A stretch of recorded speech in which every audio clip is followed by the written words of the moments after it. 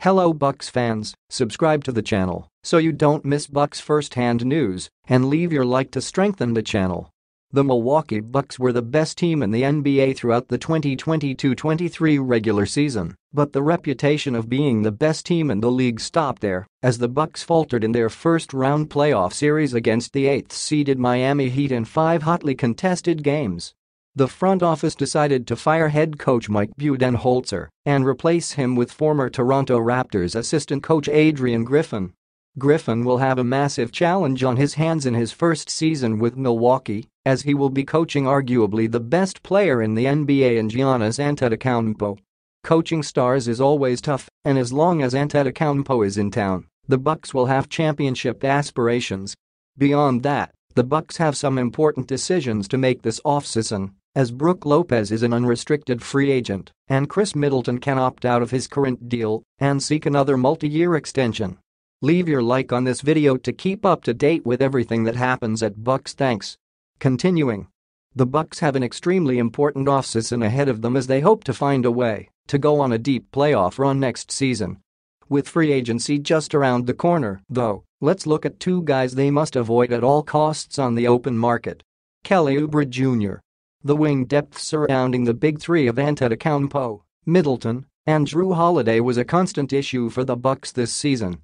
Grayson Allen, Pat Connaughton, Wesley Matthews, and Joe Ingles were some of the guards and forwards surrounding their nucleus, but none of them were consistent enough to stand out.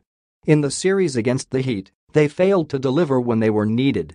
For that reason, Milwaukee is going to explore trades and signings involving versatile wings who could thrive on their roster. Kelly Oubre Jr. could be an option who can start alongside Middleton and Holiday in the Bucks' backcourt, but his style of play is unlikely to complement their team. Throughout Oubre's NBA career, his successful stints have come when playing on teams where he receives a ton of shots as one of the focal points of the offense. Joining a stacked and formidable organization like Milwaukee will mean a smaller role for Oubre. During his time with the Golden State Warriors, Oubre had trouble adjusting to being one of the ancillary pieces, which could be an issue the explosive wing struggles with if signed by the Bucks. Dillon Brooks. Similar to Oubre, Dillon Brooks is another forward who could be considered as an upgrade at that position. One can argue that his defensive impact would be a huge help on a roster that focuses the majority of their emphasis on that end of the floor. Brooks can also bring toughness and grit that was lacking heavily in their dreadful first-round loss against the Heat. It sounds brilliant reading the terrific contributions Brooks can bring to a championship-contending squad, but Milwaukee must weigh the negative repercussions of adding him to a squad with a solid foundation.